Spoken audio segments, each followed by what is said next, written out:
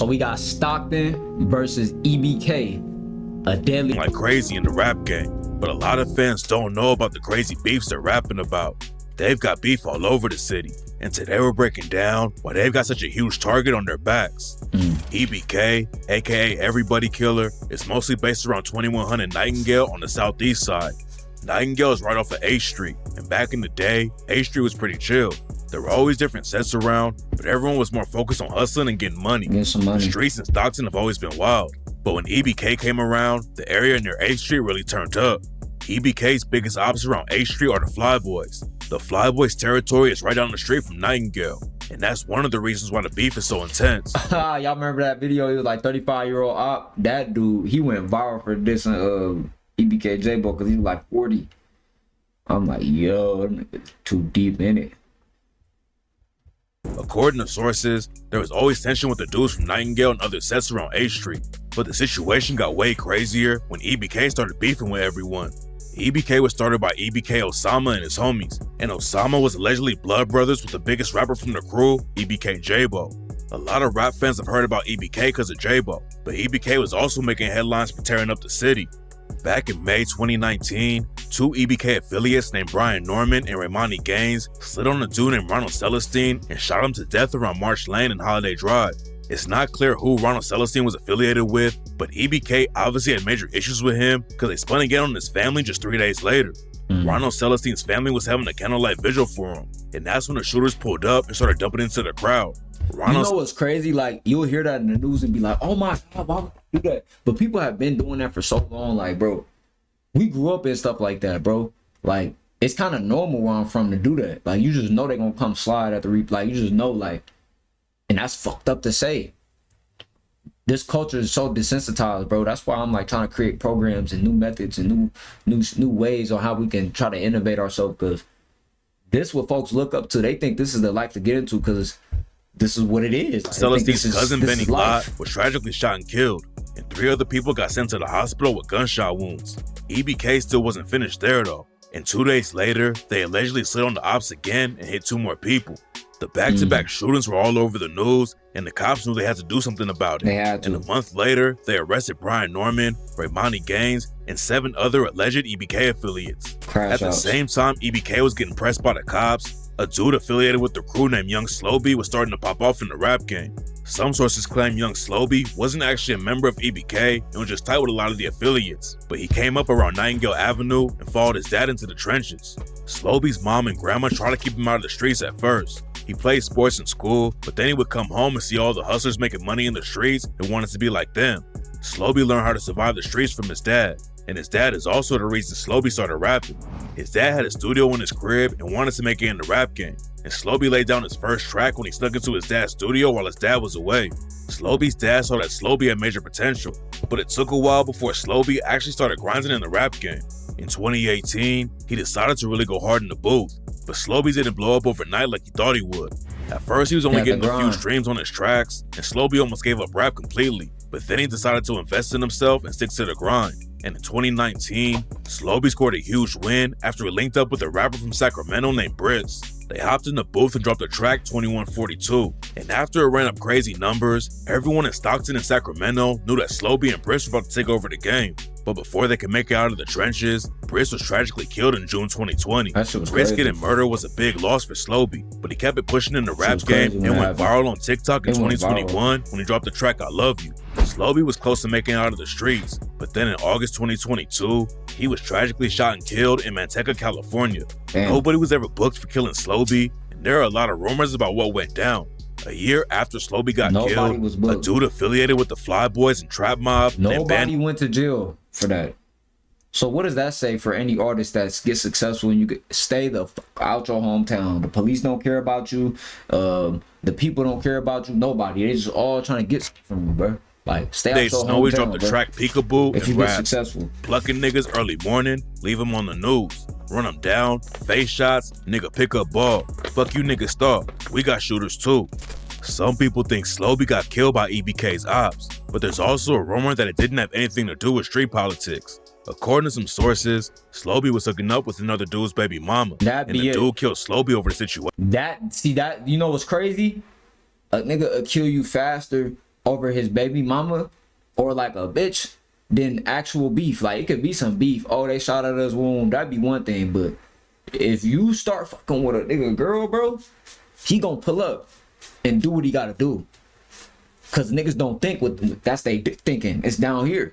You gotta think about niggas that don't got dick discipline, bro. To us, it's like, bro, I never crash out for no thought. But to somebody that's not having dick discipline, bro, you can't tell them. And then let it been one of them maritas. Oh, marita, they crash out about them. That's why I'm in the desert. I don't be trying to, any Mexican girl I try to talk, they got a kid. Nah, I'm cool off all that. You ain't finna have me fighting 100 cartel and shit to the death. I'm cool. Nobody knows what really happened to Slobe, but EBK allegedly started sliding for him right after he died. After Slobe got killed, a dude from the Fly Boys named Demar died too, and EBK was dissing them and making it look like they were the ones who took Demar out. And on the track Slobe Mode, his homie EBK Jabbo raps, "Told my bro to X me from the hood if I don't slide for Slobe. Don't fuck with niggas from the north if they ain't Val or Verdi. Hey, real shooters, I make demons come around nervous." Slobe was a huge loss, but EBK Jabbo blew up like crazy and went viral on TikTok, even though he was dropping some of the most savage tracks in the game, and most of the people dancing to the music had no idea about his wild come up. A lot of EBK's ops diss him because some EBK members aren't from around Nightingale, but that's where Jabbo was born and raised. Jabbo got active in the trenches when he was 12 years old and wasn't thinking about becoming a rapper, but his life probably would have been way more different if his dad didn't get killed.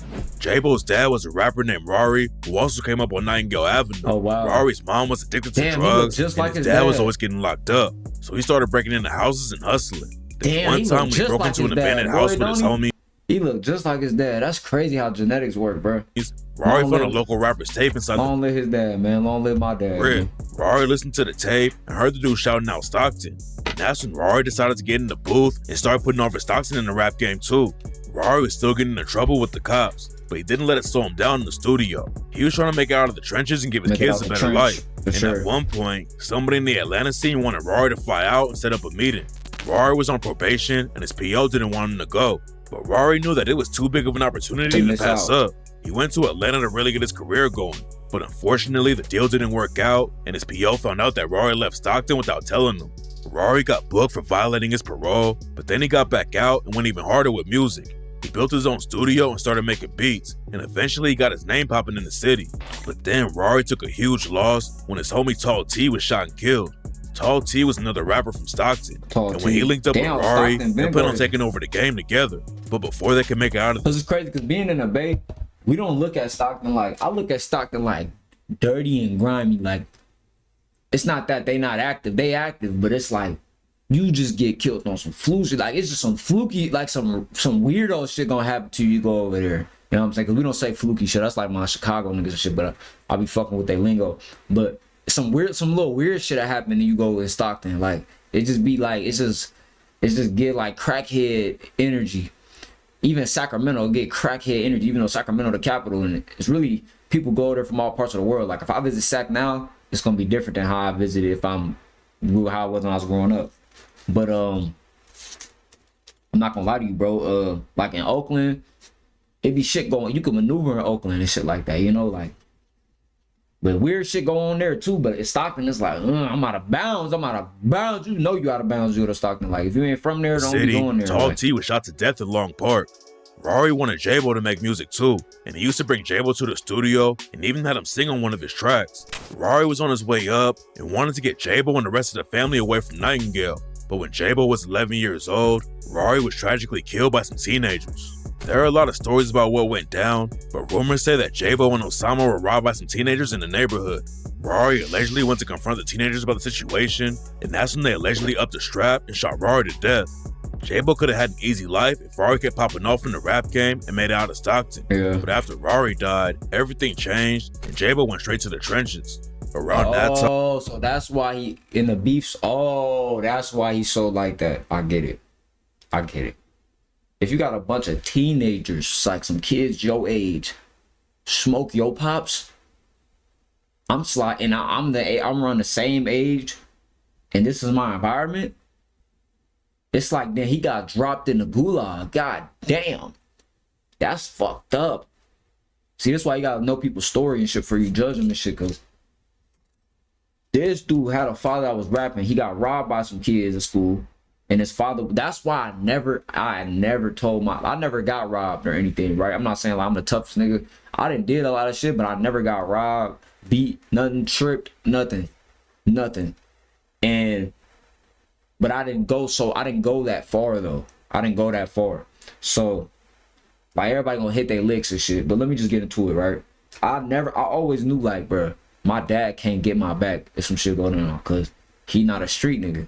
You feel me? My dad is an army, clean by the cut. I would never miss a day of rent type nigga, but he still know that he like a revolutionary black man type. You know that type of energy, right? But I'm not a street nigga either. That shit's all dumb. But I got gangster principles, bro. And I got different codes that my dad, like I already knew my dad didn't know certain shit. So I'm like, I'm not even finna bring him in this because I'll fuck around and get my dad fucked up trying to think he gonna protect me or something. Man, especially I know he ain't playing with no blicks or none of that. Like, time, Jabbo started getting locked up. That's fucked up. He was into stealing cars and eventually got caught with a stolen whip. When he was younger, Jabbo's mom used to work at the juvenile hall, but she'd already retired by the time he was active in the streets. All the staff knew who he was and used to call his mom and tell her Jabbo was getting into crazy fights with his ops. Jabbo's been going in and out of jail since he was a teenager, and then he started rapping and airing out his ops in the booth too. Losing his dad is what really pushed Jabbo into the streets, and on the track Sweet Lady, he raps, "Been on the hype since them suckers knocked my mans down." And on the track Pops Punched Me In, he said, "Niggas downplay my gangster till that man hit the pavement. Can't let you say that you my bro if you ain't left a nigga stankin', or at least try to. Hella shell cases when we slide through, and I don't feel like I'm alive, cause when Rory left, I died too." Jabbo's been dropping music since he was 15, but he had to take some time off after he caught a charge for shooting someone in school. According to Jabbo, one of his friends was getting jumped at school, so Jabbo upped his strap and started shooting. I was 15. That's a close case too. Shit, we was at school. Shit got weird. Suckers trying to jump sis, you feel me? Got on. Jabbo said he wasn't actually trying to hit anybody that time, but he got sent to juvie and kept getting more time added to his sentence because he couldn't stay out of trouble. You know, a nigga really wasn't trying to hit nothing back then, though. So they just chalked it as to a nigga just like shooting into a dwelling, discharging a firearm. That's what a nigga pleaded to. And in juvenile hall, bro, that's like nigga go to camp for that. That's facts. But I was 3-month program type shit. Exactly, but I was fighting hella niggas though, so you was getting refiled. Exactly, I couldn't go to camp. You feel me? A nigga kept catching extra days and shit, so they just okay, TikTok, you picking back. All right, y'all don't want to hear about that, but listen, y'all need to get on this internet cheese, bro. And if y'all want to learn how to get it, I got courses available. Like you could go join my Discord for $10, or you can learn how to really do YouTube automation for like pay for the real course type shit. So hit my store and link in about me like 720 days. Jabbo came back home and got back in the booth. And rumors say he was really sliding from Slobe and might have been involved with killing a rapper named K Squeeze who had ties in Sacramento. Oh shit. Before he got killed, Slobe was getting involved with the rap scene in Sacramento after he linked up with Briss. Briss had been beefing with another rapper named Uzi Marcus after Uzi Marcus dropped the track 42K and rapped, "Keep it real, you niggas ain't killed a fly. And if it's money on my head, why the fuck I'm still alive? Sheesh. You niggas ain't popping shit. They're bro, really every just time talking somebody say that, bro, they do not live. Shit, where they at? I'm right here on 42nd with the stick. Lil Briss, he a pussy, and Lil Danny, he a bitch. Keep playing. I'll be outside your granny's with the switch." Wow. It didn't start with Uzi Marcus and Briss though, and they were both caught up in another beef between CML Lavish D and Mozzie. Lavish D and Mozzie had already been beefing for years, and both sides had taken real losses in the streets. Yeah. Briss was cool with Lavish D, and Uzi Marcus was tight with Mozzie. And rumors say that's why Uzi Marcus started taking shots at Briss. Briss and Uzi Marcus had personal beef too though, because they were allegedly hooking up with the same girl. A lot of people thought young Slobe got caught up in the Mozzie and Lavish D beef because he was so tight with Briss. And Jabbo added more fuel to the rumors after Mozzie's homie K Squeeze got killed. After K Squeeze died, Jabbo clowned him on IG and made it look like it was get back for Slobe. There's no evidence that Jabbo was involved with K Squeeze getting killed, but all the rumors about him made Jabbo pop off even more in the rap game. Right. He started blowing up all over social media, but then in 2023, he caught some gun charges and got locked up again. Jabbo got out on bail 6 months later, and he told No Jumper that he was really gonna take rap seriously. Every time Jabbo is free, he's been going hard in the booth, but his career keeps getting slowed down because he's been in and out of jail the whole time he's been rapping. What's crazy about the situation though is that Jabbo is still popping off like crazy. He's been dealing with legal drama since he was 14 years old, but that hasn't stopped him from racking up millions of streams every time he drops something new. Rumors say that JAAYBO will be free again in 2025, but in August 2024, he did an interview from jail with Passion of the Wise and said he's all good behind bars. JAAYBO dropped a new album while he was locked up, and he's getting so popular right now that his fans started a petition to make him the new mayor of Stockton.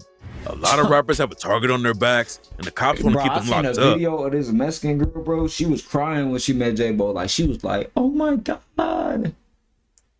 She couldn't move. Like she had that nigga had the Chris Brown effect on her. Like, I'm like, damn, women really like, some women really like a gangster rapper. Like, bro, that shit is like, it make them guts just, like, that's crazy though. Like, that's crazy. But I guess it's the same way of how, like, would like a fine ass woman and a woman to be like, why do y'all, you know what I'm saying? Sometimes you like a baddie, like, you know what I'm saying? And JAAYBO says that's why he's been inside so much. JAAYBO went down for a pistol case, and his co-defendants didn't even catch jail time for it, but the prosecutors wanted to hit JAAYBO with a 4-year sentence. Luckily, JAAYBO shouldn't be locked up that long, and his fans are ready for him to get out and stay out of the legal drama this time. But while JAAYBO has been blowing up in the rap game, EBK never stopped tearing the streets up in Stockton. After DeMar from the Fly Boys got killed, EBK allegedly slid on them again and killed a dude named Jay Black. Damn. EBK and Lil Play got booked for the murder, and then another dude from the Fly Boys named Cholo got shot and killed. And in 2024, the Fly Boys kept taking more losses when a dude named Trap Mob Los was shot and killed. They also lost Lil Los and Lil A during 2 different shootings that same year, but the Fly Boys weren't the only ones losing people. In April 2024, EBK Osama was shot and killed. Rumors said that the ops used a woman to set him up, and some sources claim that EBK had already lost another member that same week. EBK Osama was allegedly JAAYBO's half-brother and was one of the original members of EBK, and his death had a big impact on the crew. Osama is also the reason that EBK had some internal beef for a long time though. Osama and his homie Hari B caught a case together, and then people started claiming that Hari B snitched on Osama. Hari B, his brother Young Jock, and some other EBK affiliates split off and started calling themselves Every Brother Counts instead of Everybody Killer. The internal beef was looking pretty serious, and JAAYBO even dissed Hari B on the song and rapped. Hari turned rat, he couldn't take the hit. They told that nigga 20 years. He started eating cheese. JAAYBO and Young Jock are actually blood cousins, so the beef was pretty personal. Young Jock is older and had a buzz in rap before JAAYBO was well known, but then JAAYBO started to blow up and take EBK to a different level.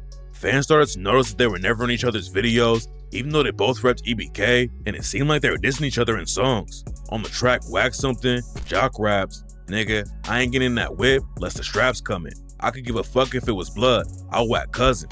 Man, I'm going to China, bro. These niggas so clapped, like everybody drilling and just low frequency, like. And then you, like, bro, when you see this type, like, these type of people in public, they got such a, like, a dead aura.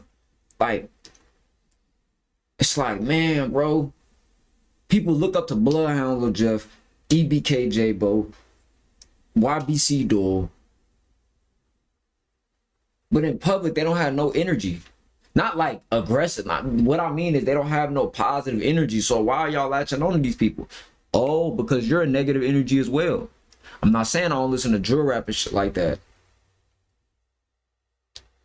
But like, bro, let's just say we happy these young men can rap and make music now and get out their situation. You feel me? Because a lot of people also said something similar on the song Heartfelt, where he rapped, "This funk shit will change you. I've been tripping with my cousins." Damn. It seemed like it was getting serious. But when asked about the beef in interviews, JAAYBO and Jock both said it was more just a family beef and they'd eventually get over it.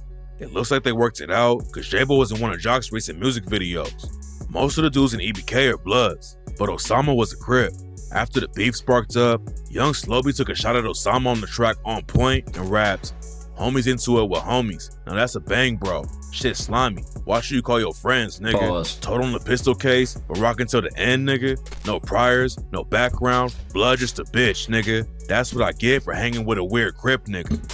Luckily, the beef got squashed before it got out of control, because EBK has way too many enemies already and didn't need any extra drama coming from inside the crew.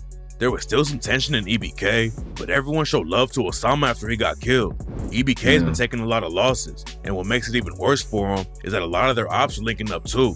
The Fly Boys are also cool with a set called the Muddy Boys, and their biggest rapper is a dude named MB Nell. MB Nell's been throwing shots at EBK for years, like on an unreleased track where he raps, "We the real EBK, them hot girls crossing politics, Southside niggas in charge, it's always been that. West Side and Southeast bitches linked for some get back." MB Nell also aired out some EBK dudes who aren't from Nightingale and raps, "Jock ain't from the Gales." But I ain't gonna lie, when y'all see dudes like this, you might think like he Mexican, but he in the Bay, in Cal, like NorCal, nigga, it'd be a group of Filipinos, a group of Hawaiians, like niggas. It's cause it's not about your race. It's like based on who you have funk with, who you get into it with. Like, I went to the East one time. I told y'all the story. I got pressed by some Asian Crips in East Oakland one time. Like, it was like in the Dubs. This was like 2017, 18. I was like in 10th grade. I didn't even know they existed. You know what I'm saying? But then I had a friend at school. We called him Bow, right? I'm just gonna say his name was Bow. And he always had like fresh clothes and shit, but realized his people sold the bows. Bow had bows. So they be getting into it because it's a money trade thing. It's every industry, people are fighting to grow and get higher. It doesn't matter if it's low level rap beef and rappers and street politics and street money, or if it's corporate America, or if it's owning the hair salon. Like, everything's a battle. It's like, that's why you gotta choose what you want to deal with, because you're gonna always be battling and competing. But they on some just low frequency shit for real, like survival of the fittest. They killing each other about it, but it's because they more primitive with what they doing. That's what I get from it. San Diego, Maple and 44th. Then JAAYBO clapped back at MB Nell on the track Fly K and raps, "I'm through to 8. I guess we funkin' with the Japanese. And MB Nell ain't never slid. That's on the Southeast. You dirty black bitch. Stop acting like you tripping with the G." According to MB Nell, the Muddy Boys are a newer set that started from an OG Filipino Crip set called the Loketown Crips. Some of them were actually cool with some EBK affiliates back in the day and even had tracks together. But then the Muddy Boys started rocking with the Fly Boys, and they've been beefing with EBK ever since. Some dudes like Bands rap Fly Boys and Muddy Boys too, and back in the day was listening to EBK JAAYBO tracks on IG Live. And according to Bands, JAAYBO used to call and tap in with him. JAAYBO used to call from the halls and tap in with niggas. There are a lot of different stories about why the beef started between EBK, the Fly Boys, and Muddy Boys, but one of the most popular rumors is that EBK Trey got into a fight with MB Nell, and that's what sparked it all up. In an interview with No Jumper, Band said that before EBK started, everyone was cool, and some of their older homies were friends with some dudes from Nightingale. But then some of the older dudes went to jail, and the younger generation started forming their own sets. Right. That messed up the whole structure, and it didn't take much for everyone to start beefing. Bands were starting to pop off in the rap game too, but then the feds picked him up during the gang sweep and hit him with a murder charge. According to the cops, he got a charge? Oh my goodness. I mean, why am I surprised? He went on No Jumper like 4 or 5 times and said he had 11 hats. Like, I just kept ignoring it when they popped up, but I remember kept seeing that shit, like, Stockton rapper says he has 11 hats. And these rappers be capped when they had hats. He's like, I ain't trying to tell on myself, but I really got hats. Killed a dude named Elijah Johnson back in 2019. Now they finally have enough evidence to put him away for it. It's not clear what kind of evidence the cops have on Bands, but the feds don't usually get involved unless they got a solid case. And fans are already linking Bands to the shooting too. The cops released surveillance footage of the murder, and people think the getaway car Bands allegedly used during the hit was also used for a music video for his homie Jay Black. Bands had just started dropping music in 2024, and his first track racked up over 100K views in one day. But now it looks like he might never come home again. EBK has been taking a lot of losses in the streets and having members getting locked up too. But hopefully JAAYBO comes home and keeps the momentum up. He's already lost a lot of people to the trenches, but if JAAYBO keeps his head down and stays out of any more legal drama, he could take over the game and bring his homies out of the streets with him. For sure. Like, I had one of my partners, he came over here, so he's like, you be listening to EBK and them? But like, I'm not catered really to that sound, how he rapping them beats. Like, I come from like Oakland, like I'm more like a Jacka, Jay Styling. Like, I need them type, Mac Dre. I need them type of, like, I need that type of energy, them type of beats. Like, even like a DB the General, I'm more on that type of, like, if I'm gonna listen to some bass shit, like. But like Stockton got a whole different sound, and I feel like it always been raunchy like that. But I fucked with Mozzie though, balada. I fucked with that balada. But yeah, though, man, let me know if y'all enjoyed that video though. We out.